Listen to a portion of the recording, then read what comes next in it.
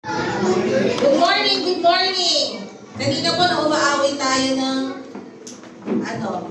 Holy. Hindi ko alam kung kayo yun, pero tunog mga anghel. Ako lang ba narinig? Narinig mo? Kasi ang ganda ng harmony. Sabi ko, yata ang congregation to, may kasama tayo mga anghel. Oh Lord, we welcome you in this place. Hallelujah! Malakpakan po natin ang presensya na kayo. Sapagkat sinamahan niya tayo sa ating pagpupuli. Worship is a privilege. Malibang payagan tayo ng Panginoon, hindi tayo makakapasok sa kanyang presensya. Kaya pasalamatan natin ang Panginoon. Sige po, let's pray, Lord. Samahan mo po kami ngayong araw. Alam namin, Lord, nandito ka na sa aming kalagitnaan. And we just want to pray, Lord God, na patuloy mong buksan ang aming mga puso, patuloy mong buksan ang puso ng mga makikinig, Lord God, upang hindi mabaliwala ang iyong salita ngayong araw na ito. Salamat, Lord God, sa mensahe na itinuro mo, Lord God, na dadalhin ko, nawa o Diyos, tumagin ito sa bawat puso at magbigay, Lord God, ng pag-asa sa kanilang mga buhay, Panginoon. And today, Lord, we just want to surrender everything to you, our fears, Lord, lahat po ng bagabag namin, mga alalahanin namin, Lord, we will just focus on your word, Panginoon. And Lord, mamaya we will continue to praise you, to worship you as our gratitude, Lord God, for your goodness and for your kindness, O God. Thank you, Lord Jesus. This we pray in your mighty name. Amen. Amen. Isang malakas na palakpak pa para sa Panginoon. Our second week ng ating series. Ano po yung series natin? Filled. Today we will talk about hope. Filled with hope. At nawa, pag natapos ang araw na ito, ang lahat ay mapupuno ng pag-asa. Let's read from Romans 15:13. Now may the God of hope fill you with all joy and peace in believing that you may abound in hope by the power of the Holy Spirit. Maganda po sa Tagalog, basahin din natin. Ang Diyos ng pag-asa ang naway magbuo sa inyo ng kagalakan at kapayapaan sa pamamagitan ng pananampalataya upang kayo'y mag-umapaw sa pag-asa sa pamamagitan ng kapangyarihan ng banal na Espiritu. Sabi po sa dictionary, pag mababasa natin, ito po specifically from Oxford Dictionary, hope is a feeling of expectation and desire for a certain thing to happen, a feeling of trust. Yan daw ang definition ng hope. So ang pag-asa ay isang pakiramdam ng pag-asam at pagdanais para po sa isang tiyak na bagay na mangyari. Isang pakiramdam po ito ng pagtitiwala. Kapag tayo ay umaasa sa isang bagay, nagnanais tayo na mangyari yung pinakamaganda o yung pinakamainam na bagay. Kapag kasi meron po tayong inaasahan, nagpapahiwatig ito ng ating paniniwalang may kumpiyansa. Ibig pong sabihin, we are confidently believing kapag tayo po ay umaasa o may inaasahan. Kadalasan dahil sa magandang dahilan po na ang inaasahan natin ay mangyayari. Di po ba? Hindi naman tayo umaasa sa pangit. Kapag umaasa tayo, lagi tayong nag-anticipate ng maganda. Sa Biblia po, especially sa Old Testament, may dalawang Hebrew words po na translated ng hope. Ito po ay yung yakal, na ang ibig sabihin is to wait for, at yung kava, na tension of waiting. Nagpapahiwatig po yung yakal ng matinding pagtitiwala para sa mga pangako ng Diyos na matupad. Ang kava naman po is the feeling of tightness, yung pagbanat. Kapag may isang bagay na binabanat, halimbawa po yung goma, kapag binabanat natin, di ba patay po ng patay yung pagbanat na yan. Nagkakaroon po ng tension. When something is being pulled, katulad po ng goma, ang example, may tension and tightness po. So ang kaba po is the tension ng paghihintay. Ito po yung pakiramdam ng umaasa habang naghihintay na mangyari ang inaasahan. Na-experience yun na po ba yun kapag umaasa tayo? Di ba habang naghihintay tayo, parang nanginginig ka na sa, bakit kaya natitenso mo? May hinihintay kang maganda di ba? May inaasahan ka. Ito yung intense feeling. Extremely eager ka to receive o na mangyari. May matinding pakiramdam. Sabik na sabik ka. No, parang yung colloquial word kasi na atat, alam niyo yung atat, except na yung atat kasi is merong meaning na pagiging impatient. Pero parang ganun yung may tension ng pag-aantay inaatat ka, di ba? Parang overly excited ka. Yun po yung kava. So madalas po, ginagamit sa Book of Psalms, makikita po natin, na para itong yakal at kava, para ilarawan po yung pagtitiwala ng mga tao sa Diyos sa panahon po ng kawalan ng katiyakan o yung season ng uncertainties, ginagamit po. Halimbawa po, ang Psalm 130 verse 5, I wait for the Lord, my soul waits, and in His word I do hope. I yakal for the Lord. And in Psalm 27:14, wait on the Lord, be of good courage, and He shall strengthen your heart. Wait, I say, on the Lord. Kava po ang ginamit yan, yung original word. Kava on the Lord. So kailangan may intense feelings sa paghintay. So sa Biblia po, ang mga taong hopeful, were trusting God. They were hopeful, they were trusting God. Kahit po, hindi naman agad nila, o actually hindi sila nakakakita ng ebidensya na mag-i-improve yung circumstances ng buhay nila. Yet, ang decision nila is to trust God anyway. Kaya sila po ay umasa at naghintay. Ang halimbawa po na lamang dyan ay si Abraham, no? Sa Hebrews 6:15 ang sabi, and so after Abraham had patiently endured, he obtained the promise. Biro niyo po, ang pangako na magkaanak siya, 25 years ang kanyang pinaghintay. But he endured. He hoped, and it happened, no? Imagine, no? Ako po, yung waiting ko sa Lord ng 9 years para sa anak ko, kawa talaga yun. Intense. So, syempre, tumatanda ang babae, di ba? Habang nadadagdagan ng edad ko, lalong may tensyon sa pag-aantay. Di ba? Di ba yan lalaki, ang babae, nahirap. Another example is si Noah. He waited 120 years po, no? Habang tinatayo niya yung arko. Habang inaantay niya yung sinabi ng Diyos na pagbaha. Nga hindi pa nangyari ever, pero sabi ng Diyos mangyayari. So inasahan niya yon. Inasahan niya, hinantay niya. Si Joseph po, na naginip na eventually he will be in authority, di ba? Kaya meron po siyang coat of many colors, di ba? Ilang taon po hinantay niya? 13 years. No, nakaranas pa siya ng pagtataksil, nakaranas mula sa mga kapatid niya, nakulong, no? Naging slave po siya, napagbintangan pa siya, no? Pero after 13 years, na nangyari po yung inaasahan ni Joseph. Eventually, naging ruler po siya sa Egypt. Si David na lamang po, batang-bata pa po siya nung inanoint siya bilang magiging hari ng Israel. Bata pa siya, a shepherd. So, ilang taon po yung hinantay niya? Around 14 years. No? Ano po yung in-endure niya? Yung paghabol ni Saul sa kanya. Diba? Ang dami niyang tinakasan, especially yung paghahabol ni Saul para siya patayin, para siya saktan. Pero natupad po, naluklok po si King David na hari ng Israel. So kung updated ka po sa present situation natin, talaga namang laman ng ating balita, wars and conflicts. Yun na lang ang lagi mong maririnig. Yun na lang sa balita, sa YouTube, no? May kanya-kanyang version kasi ng katotohanan at kapangyarihan ng bawat leader ng bansa, kaya nauuwi po sa kaguluhan. Ang laman ng balita, violence, deaths, killings, no? Ang mura na lang po kumidil ng buhay ngayon, sa totoo lang. Ang tao ay patuloy sa paggawa ng krimen. Yung mga anak, laban sa magulang. Magulang laban sa anak. Maging asawa laban sa asawa. Ang isa pang nakakahindik, newborn babies are abandoned, neglected, killed. O kahit hindi pinatay, mamamatay eventually dahil inabandon na, di ba? Ang road rage po, nauuwi sa patayan. Kami lamang po, pagparito, 2 beses kami na muntik ng pitpitin ng mga sasakyan na tila mga inaantok yung driver. No? Kasi nagugulat sila kapag nabusinahan ng asawa ko. Pero maraming road rage po sa kalsada na nauuwi sa patayan. Walang pinipiling edad ang kamatayan. Mas sumitinda lang po yung pagluluksa kapag masaklap ang dahilan ng kamatayan.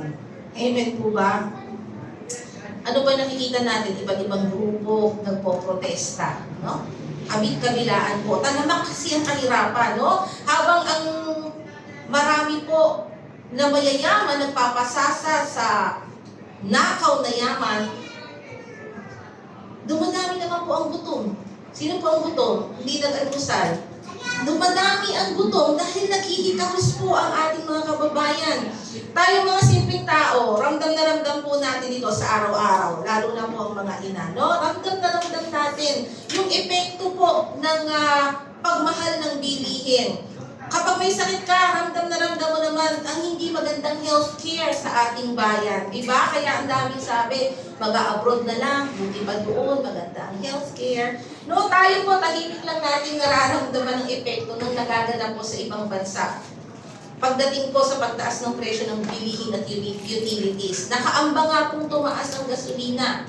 No, aabot na naman siya ng 80 pesos per liter. So, kahirapan na naman po tayo sa pagpapagas, no? At pag alam mo, ang tama, pag alam mo ang mabuti at matuwid, mababagabag ka sa iba't ibang anyo ng immoralidad. Di po ba? Kasi ngayon, pag nanood ka, hayagan na po natin napapanood at naririnig yung immoralidad. Meron pang ibang nagkukot pa ng verse, do not judge daw, no?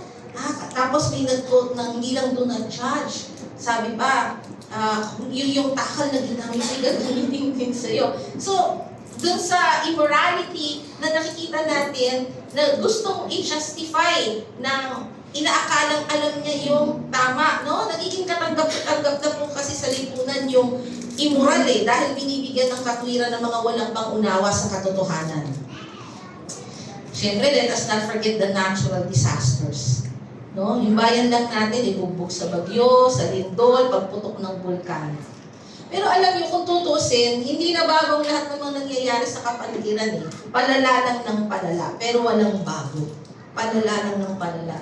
Hindi na tayo dapat magtaka dahil ang lahat po ng nangyayari at marami pang mangyayari ay nasusulat na at itinakdala po siyang maganap.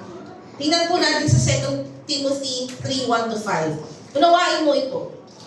Magkakaroon ng mga panahon ng kapighatian sa mga huling araw. Ang mga tao ay magiging makasarili, sakim sa salapi, mayayabang, mapagmalaki, mapagmalabis, suwail sa magulang, walang utang na loob at napastangan sa Diyos. Sila'y magiging malupit, walang habag, mapanirang puri, walang pagpipigil sa sarili, mababangis at namuhuhi sa mabuti. Sila'y magiging taksil, pabaya, mapusok, maibigin sa kalayawan, sa halip na maibigin sa Diyos. Sila'y magkukunwaring maka-Diyos, ngunit tinatanggihan naman ang kapangyarihan nito. Layuan mo ang ginagong uri ng mga tao.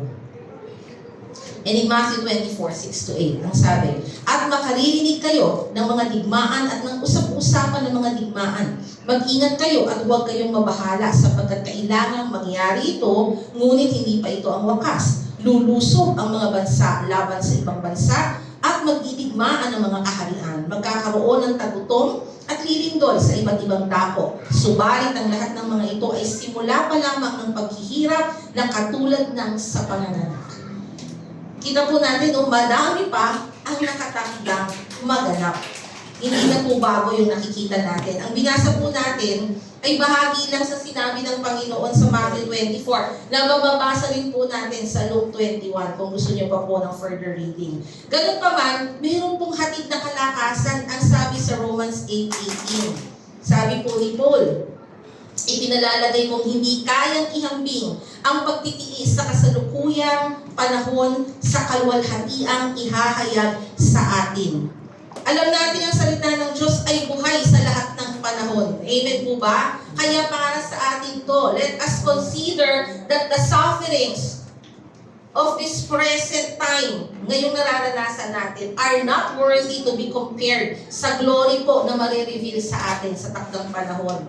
So, ang mga bagay na pinapayagan ng Diyos na mangyari ay hindi po para matakot tayong mga Kristiyano. Lahat po ba dito ay mananampalataya? Hindi ka tinatakot ng Diyos, kundi mas lalong mapatibay ang pag-asa mo kay Kristo. Ang mga naririnig po at nasasaksihan natin ngayon ay dapat magdala sa atin ng pag-asa, hindi po ng takot, because we know that our God is in control. At kahit anumang maganap po sa mundo, God's will and purpose will always prevail. His plan will eventually happen. Ang kasalukuyan po ay naghahatid sa madaming tao ng kawalan ng pag-asa. Nabubuti pa ang sitwasyon. Sana hindi tayo isa sa mga nawawalan ng pag-asa. No? Maraming hindi alam kung saan babaling. Ano ang gagawin? Kanino magtitiwala? Sino ang lalapitan?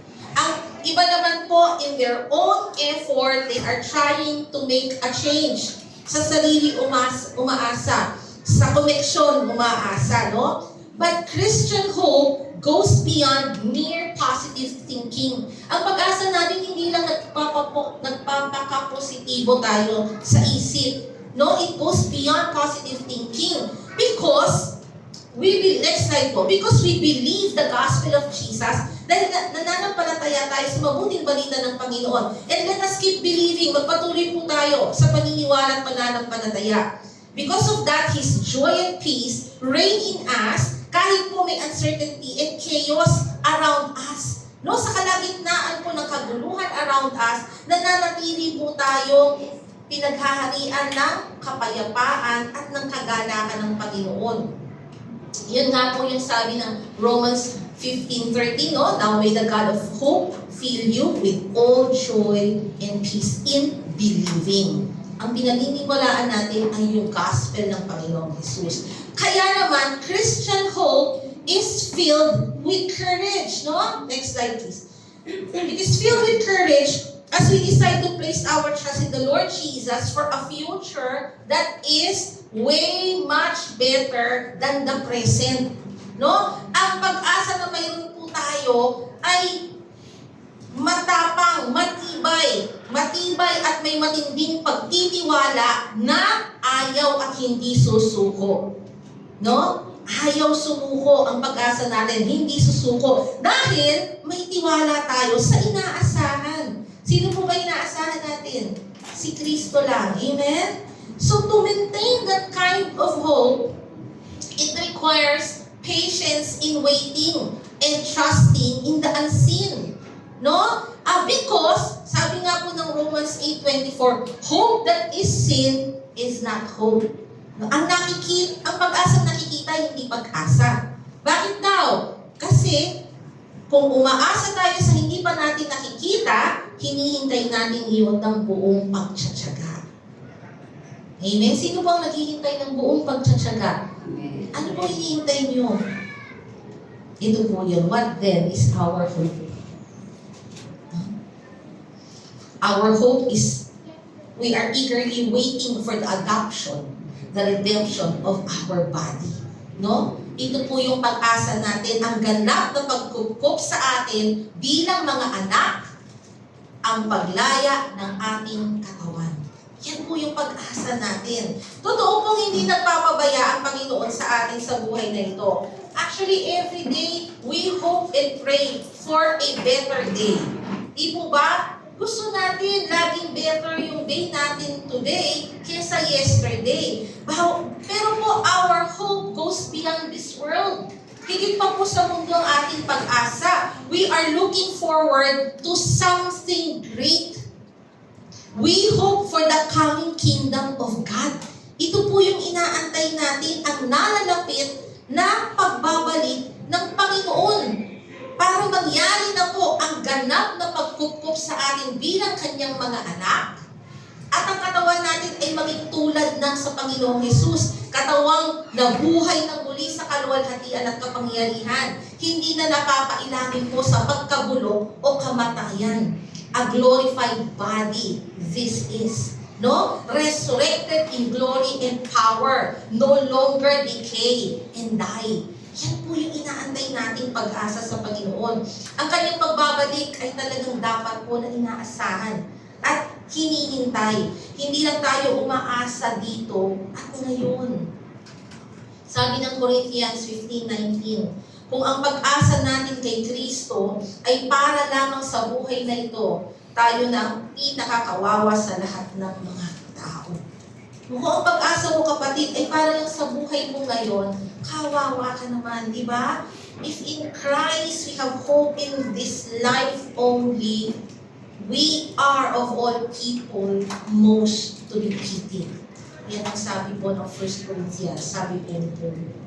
Si the great evangelist Billy Graham po ay minsang tinanong, when do you think is the end of the world? Tinanong po si Billy Graham, kailan sa palagay ninyo ang katapusan ng panahon? Ang mundo. Alam niyo, sabi po ni Billy Graham, when a person dies, it is the end of the world for him. Hindi naman po masasagot ni Billy Graham kung kailan pa talaga matatapos ang katapusan ng panahon, ng mundo. Pero maganda po yung sagot niya, may point. Kapag namatay ang tao, it is the end of the world for him. Pag namatay tayo, tapos naman ang talaga tayo sa mundong ito, di ba? Ang maging nga po yung mga alagad ng Panginoon, nagtanong sa Kanya, sa Matthew 24:3, sabi po ng mga alagad ng Panginoong Jesus, sabihin mo po sa amin, kailan magaganap ang mga bagay na ito? At ano ang palatandaan ng inyong pagdating at ng katapusan ng panahon? Sila man ay nagtanong, hindi pa manumaan si Jesus, sa piling nila, inaasahan na agad nila ang pagbabalik ng Panginoong Jesus. Amen? Dahil yun ang pinakadakilang araw ang pagbabalik ng Panginoong Jesus. Kaya nga po, maging doon sa prayer na itinuro sa atin ni Jesus sa Matthew 6, ano pong bahagi nun? Sabi po ng prayer itinuro ni Jesus, Our Father in heaven, hallowed be thy name, thy kingdom come, thy will be done on earth as it is in heaven. No? Ito po'y nagpapaalala sa atin na may inaasahan tayong pagbabalik ng Panginoon para tayo ay paghalian niya. At itinuro niya sa atin to pray for it. Itinuro sa atin ni Jesus na ipanalangin natin ang kanyang pagbabalik. Bakit po tayo nagkakaroon ng Santa Cena minsan isang buwan? Sabi po sa 1 Corinthians 11 kasi, tuwing kakain tayo ng tinapay at iinom sa kopa, ano po yung ipinapahayag natin? Ang kamatayan ng Panginoon hanggang sa siya ay dumating, hanggang sa siya ay bumalik. No, ang utos po na ginagawa natin nang may pag-asa ay paghihintay sa pangakong pagbabalik niya. Kaya natin ginagawa yun. We are not only praying for it, but we are declaring it. Diba? Kaya tayo nagsasanta Cena. Ipinapahayag na natin na siya'y magbabalik na muli. We pray for it and we declare it. So we must rejoice in the hope that we have in the Lord. Kailangan po tayo nagdidiwang. Kahit ano pang sitwasyon ng buhay natin, we choose to rejoice. We choose to be joyful, to be peaceful, kasi ang pangako ay totoo at ang inaasahan natin ay totoo. While waiting for Him, let us endure trials and hardships, no? And let us pray continually. So kapatid, para hindi ka mabaghabag habang nag-aantay tayo, patuloy po tayong magtiwala sa Kanya, pagtiisan natin ang lahat ng hamon sa buhay, no? Dahil binibigyan naman tayo ng grasya ng Diyos to endure and press on, di ba? Let us pray continually. Ang pag-asa po nating makakasama ang Panginoon ang nagpapatatag po sa atin at sa mga pag-uusig. Next slide po. Kahirapan at mga hamon sa kapaligiran. May pag-uusig. Meron pong kahirapan, may mga hamon sa kapaligiran. Pero yung makakasama natin ng Panginoon, yung pag-asa na yun ang nagpapatatag sa atin. More so, ito po ang naghahanda sa atin sa kamatayan. Kaya maraming tao, pag tinanong mo kung handa na bang mamatay, pag walang pag-asa kay Kristo, hindi handang mamatay. Pero tayo, we are so confident to die anytime. Hindi pa talaga natin alam kung magigising pa tayo o kung anong naghihintay sa atin sa araw-araw. That is why faith is needed urgently. Kailangan po ng pananampalataya. Kailangan po nating i-share ang pananampalataya. Ang pananampalataya po kay Jesus ay kailangan gawin na. Now na, ngayon na. So huwag po natin pabayaan ng hindi pa mananampalataya. Sharean po natin sila. Dito sa pinanghahawakan natin ngayon, ang maniwala at umasang makakasama siya, ang dapat ang hawakan ngayon. Amen po ba? Alam nyo, why do we need to share the gospel of Christ? Because there is no hope for those who have rejected and will reject Christ. Bahala sila kung tatanggapin nila. Ang importante, sinira mo. Ang importante, sinabi mo. Ang dapat nilang malaman. Pero there is no hope sa tatanggi sa Panginoon. Kawaw ka. Meron po akong kwento, maikling kwento. Meron pong dalawang matanda, ang pangalan Bing and Bong. Pareho po silang nakakonfine. Saguhin ko sanang Tyrone and Falls, pero wala lang. Bing and Bong. Bing and Bong, parehong nakakonfine sa isang ospital, sa isang kwarto. Si Bing po, dahil ang sakit niya ay sa baga, dapat minsan isang araw ay may oras po na dapat nakaupo lang siya. Kaya ang pwesto po niya ay sa tabi ng nag-iisang bintana ng kanilang kwarto. Dalawahan lang po yung kwarto. Samantalang si Bong naman po, ang kanyang sakit ay dapat lagi siyang nakahiga. Kaya sa kabilang side po siya ng kwarto. Pero araw-araw po, sa oras na kailangang umupo ni Bing sa kanyang pagkakaupo, ay nakatanaw po siya sa bintana. Katabi po niya yung bintana. Siyempre, hindi nakikita ni Bong, kinukwento ni Bing kung ano yung nakikita niya sa labas ng bintana. So, kukwento niya na may lawang malinaw ang tubig, may mga namimingwit ng isda kasi nakikita sa linaw ng tubig, may mga punong hitik na hitik po sa bunga, may mangga, may atis, may santol. Kaya naman yung mga tao namimitas, no? Ng mga prutas. At ang gaganda daw po ng bulaklak, kaya marami pong namimitas ng iba't ibang kulay ng mga bulaklak. May mga lovers po na magka-holding hands. Habang nakaupo dun sa bench ng park. At dun sa parke, may mga bata pong naglalaro. May nagpa-volleyball, may nagpa-basketball, may mga pamilyang nagpipiknik sa damuhang malinis at makapal. Minsan nga po daw ay may parade. Ang ganda daw ng mga makukulay na kasuotan ng mga kasama sa parada. So araw-araw po, ikukwento yan ni Bing kay Bong. Kalauna, naisip ko ni Bong, bakit si Bing lang ang nakakakita ng mga ito sa bintana? Bakit siya? Hindi niya nakikita. So, nung lumaon, kakakwento po ni Bing, hindi na na-enjoy ni Bong. Naiisip kasi niya, dapat ako din. Dapat nakikita ko rin. No? Ang gaganda ng kwento ni Bing, pero si Bong ang iniisip, dapat ako yan. Dapat siya. Dapat ako naman. So isang gabi, narinig ni Bong na ubo ng ubo, kasi ang sakit sa bagan. Sa pagkakahiga ni Bing, ubo ng ubo si Bing. Hindi kumikibo si Bong. Nakikilig lang siya. Ubo ng ubo, hindi tumitigil. Hindi talaga kumikibo si Bong. Pero abot kamay po ni Bong yung button para tawagin yung nurse. Hindi po niya ginawa. Hanggang nakatulugan niya. Kinabukasan, pumasok ang nurse at natagpo ang si Bing ay patay na. So kinuha po yung labi ni Bing, nilabas na, at itong si Bong excited na nag-request na kung maaari, siya naman ang ilipat sa tabi ng bintana.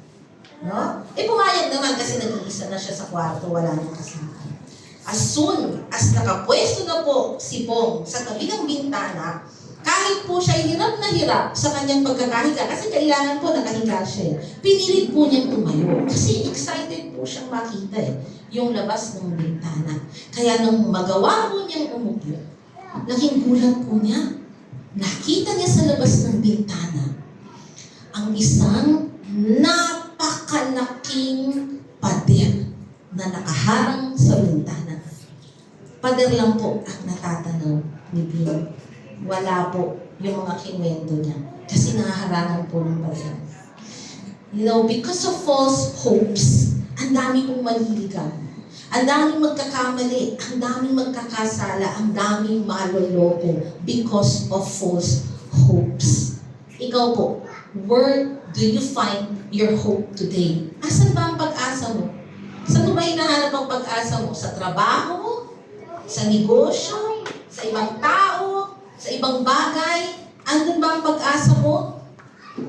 When you trust the God of hope, your hope is not in vain.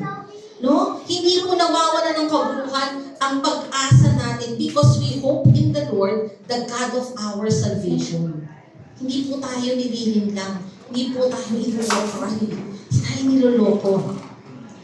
In 1 Peter 1:3, dito po natin makikita yung heavenly inheritance eh. Sabi, "Blessed be the God and Father of our Lord Jesus Christ, who according to His abundant mercy has begotten us again to a living hope through the resurrection of Jesus Christ from the dead." We have a living hope because the Lord Jesus who promised is alive. Buhay na buhay po yung ating pag-asa dahil ang nangako ay buhay. Di ba? Bakit natin naasahan ang nangako na patay na? Si Kristo lang ang bumangon, si Kristo lang ang nabuhay na mga muli. We have a living hope. We are waiting for Jesus to fulfill His promise. Ano po yung pangako? To return and bring us to where He is. Babalik po ang ating Panginoon at dadalhin tayo kung saan naroroon siya. So hope in the Lord. Wait for Him. Do not fear. Kahit ano po ang masaksihan natin sa kapaligiran, huwag po tayong matakot. Bagkus ilagay po natin ang pag-asa ng Panginoon. Sa Panginoon. Amen po ba? Maikli lamang po ang aking mensahe.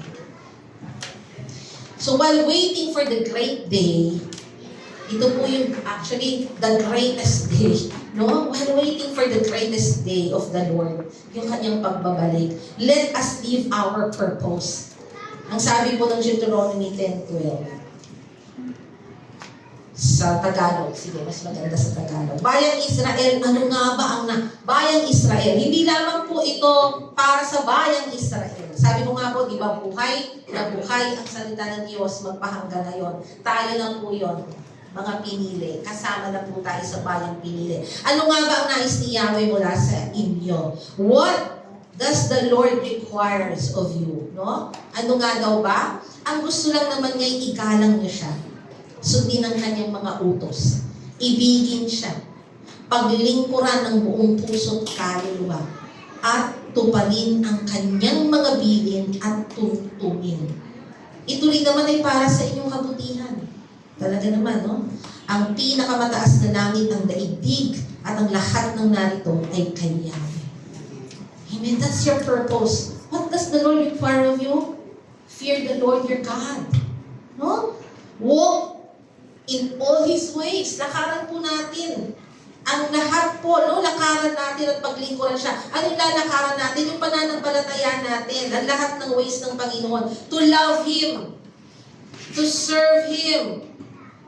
Hindi lamang serve Him with all our heart and with all our soul, kundi to love Him. Baka kasi yung pagsisilbi natin talaga namang buong lakas, no? Buong pagtsatsaga, pero walang pag-ibig. Puro paglilingkod lang. Para may part ka lang sa ministry, para may part ka lang sa iglesia. Pero walang love. Puro serve. Ang gusto ng Lord, you love Him and you serve Him with all your heart and with all your soul. And to keep the commandments of the Lord and His statutes, which I command you today for your good. Indeed, no? Pinuli sa verse 14, indeed heaven and the highest heavens belong to the Lord, your God. Also the earth with all that is in it.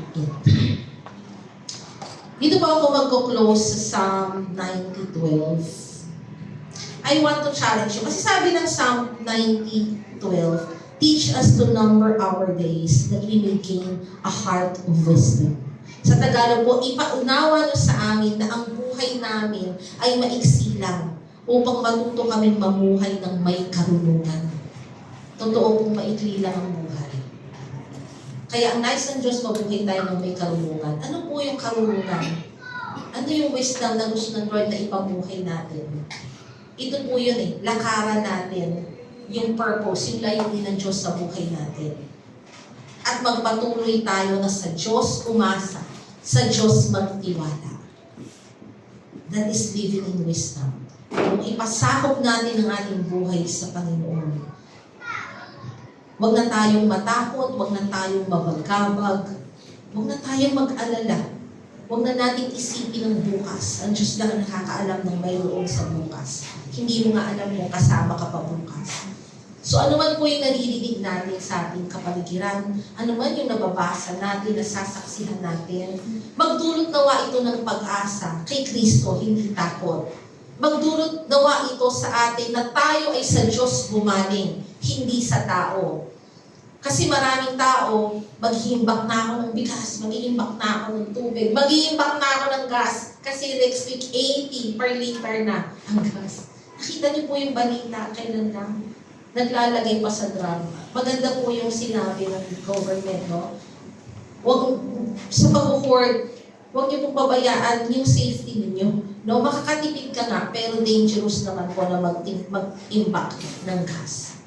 So, huwag na po tayong mag-alala. No, makapangyarihan po ang Diyos na ating inaasahan. Totoo po ang kanyang mga pangako. Totoo po ang lahat ng ating hinihintay. No? Mauna man po ang ating kamatayan sa muling pagbabalik ng Panginoon. Okay lang. Sigurado naman kasi tayo na makakasama natin ang Panginoon. No longer do we fear death, sapagkat hinahanda na tayo ng Diyos sa kamatayan because of the hope that we have in Him. Amen? Can we all stand up?